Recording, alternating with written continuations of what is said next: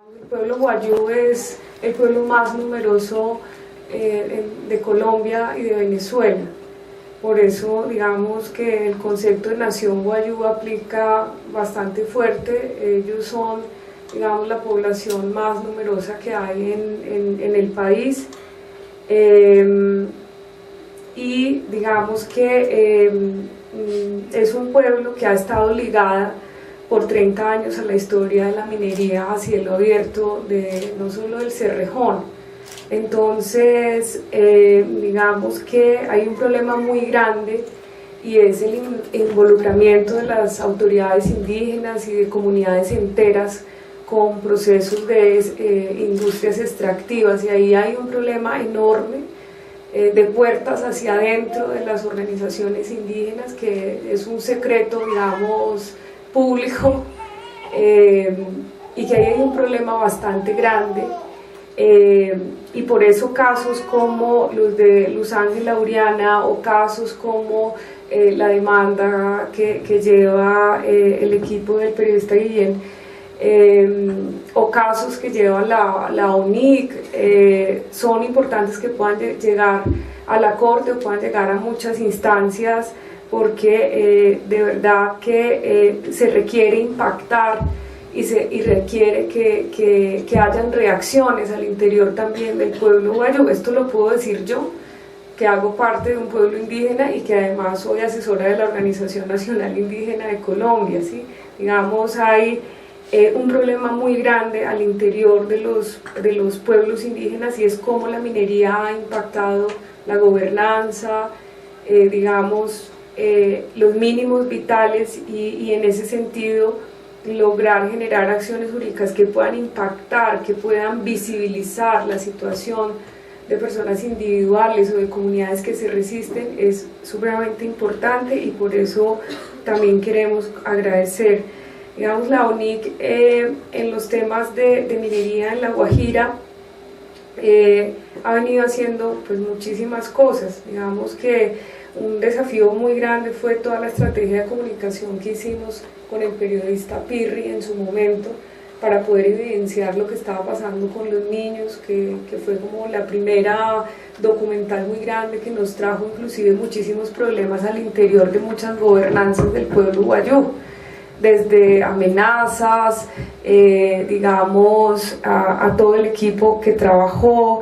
Luego, digamos, con muchos temas que se vinieron, tuvimos que luego sacar un segundo documental un poco para mostrar la situación también de los operadores, la negligencia del Estado frente a una crisis, digamos, que en principio se vería como un tema solamente alimentario, pero que sin duda el trasfondo tiene que ver con los recursos naturales y con una pérdida de capacidad de alimentarse las propias comunidades de sus recursos.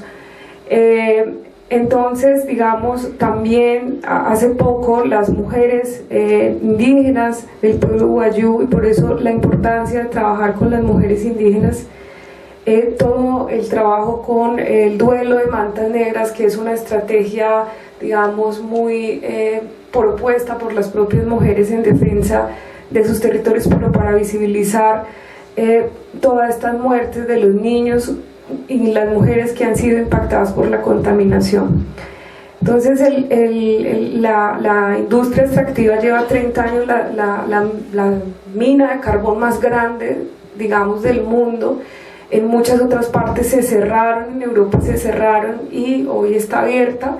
En Colombia la tenemos en La Guajira, tiene una voracidad sin límites, y hoy se está disputando, digamos, entre la vida y la muerte de los pueblos indígenas, del pueblo indígena wayú.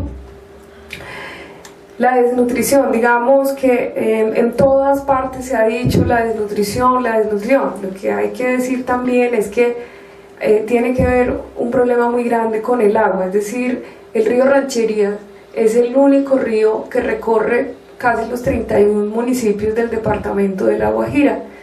La Guajira tiene unos ecosistemas desérticos, semidesérticos. El sur de La Guajira es la zona semidesértica donde mayor, digamos, alimentos se producen, donde, digamos, el ganado caprino puede estar, las cabras. los Chivos. Sin embargo, más para allá, hacia la media y alta Guajira, son ecosistemas de desierto, donde dependen principalmente de acuíferos, de subterráneos del mar, que tienen que escalar pozos muy profundos que no tienen acceso ni tecnología a ellos, y son muy rudimentarias la forma como acceden. Y la segunda, por el río. Es un río que a la fecha no tiene estudios de si es un río que nace por una corriente que viene desde la sierra o si tiene corrientes de fuentes internas. Lo han querido desviar, como no lo han podido desviar, lo han contaminado para que también se seque, y digamos es un río donde todos los desechos de la minería del carbón son depositados. Como planteaba Luz Ángela, ellos no tienen acueducto y los municipios bombean esa agua, la llevan a la bomba a purificarse a sus municipios y la regresan a las comunidades para que se bañen. Cuando uno se baña con esa agua, uno le pica el cuerpo, ¿cierto? Y lo que ellos se toman entonces viene cargado de muchas bacterias. Entonces eso genera todos los problemas sobre todo gastroenteritis. Entonces cualquier cosa que el bebé coma o lo poco que coma, su cuerpo no lo aguanta, no lo resiste. Las defensas de los más pequeños es más difícil.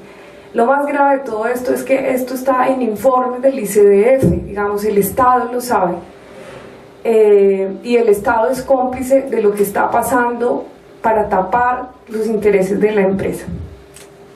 Entonces no es solamente un tema alimentario, sino que es un tema de contaminación, es decir, no hay agua potable de calidad para consumir. Es una preocupación de fondo. Y yo quisiera como contarles nuestra preocupación. El movimiento indígena este 30 de mayo sale a movilización nacional, y uno de los puntos de la movilización tiene que ver con el tema minero energético, y entre ellos una petición muy grande tiene que ver con la Guajira y el arroyo Bruno y lo que tiene que ver con el río. Y esto va a ser supremamente, digamos, importante. Digamos que la paralización del Cerrejón puede estar valiéndole 5.000 millones de pesos al Cerrejón. Este país va a negociar con los pueblos indígenas solo porque los guayú se toman el Cerrejón, es decir, si se toman Pacífico Rubiales, si se toman la Panamericana. Este gobierno, eso digamos no es tan trascendental como cuando los indígenas vuelan las carrileras del Cerrejón y obstaculizan la salida del carbón. Aquí hay fallos muy importantes. Aquí hay fallos de la Corte. En el año 2011 la Corte Constitucional dijo: usted, gobierno nacional, tiene que consultar la política minera energética y el código de minas con los afrodescendientes y con los indígenas. No lo hizo. Tenemos una preocupación, y es que va con todos sus proyectos estratégicos. Entre ellos persiste su visión de minería en la Guajira y, digamos, se contradice con otros autos de la Corte, sobre todo la situación de los guayú en el auto 04, que es uno de los pueblos que está en riesgo de desaparecer cultural y físicamente, y sin embargo el Estado sigue avanzando con su política minero-energética. Pero además, la sección tercera del Consejo de Estado emitió la suspensión de efectos jurídicos de varias resoluciones, entre ellas que tocan a la Guajira, y esto, digamos, esta suspensión esto no se ha cumplido por parte del Ministerio ni de Medio Ambiente ni por el Ministerio de Minas. Pero hay cosas mucho más, digamos, que nos preocupan. Por ejemplo, el clima en la Guajira va a subir en grados más que en el resto del país por temas asociados al cambio climático, es decir, ya es un horno y en unos años va a subir de una manera desproporcional. Y con toda esta situación humanitaria debería ser como una prioridad para el país, y tampoco, digamos, el gobierno acaba de firmar un memorando muy importante con Noruega para recibir pagos por resultado para disminuir el clima, y no está moviendo absolutamente nada para bajar los grados y prevenir los temas de calentamiento por minería, sobre todo en este caso con estas empresas en La Guajira.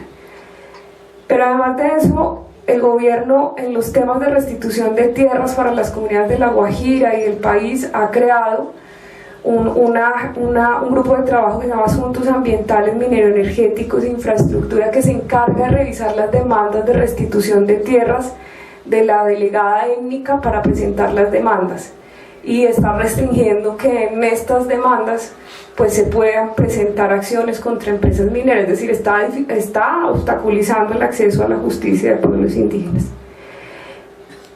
Y en todas estas tenemos una alta preocupación porque la Corte, en su último, digamos, jurisprudencia sobre la revisión de los acuerdos del Plan Nacional de Desarrollo, en los cuales estuvo el CAJAR y estuvieron varias organizaciones demandando, pues por consulta, por todo esto, lo que ha dicho es todo es exequible, todo está muy bien, aquí no pasa nada, y ha sido como un cerrón de puertas de frente a esta discusión y a este debate. En ese sentido, digamos, también nosotros consideramos que aquí hay unos debates importantes que todos deberíamos atacar, y es como el sector minero ha suplantado la Constitución del 91 y ha subido en un nivel supraconstitucional los derechos de las empresas y de la minería, como en este momento, digamos, todos estos marcos normativos, obligaciones jurídicas las ha, digamos, pues las ha desconocido,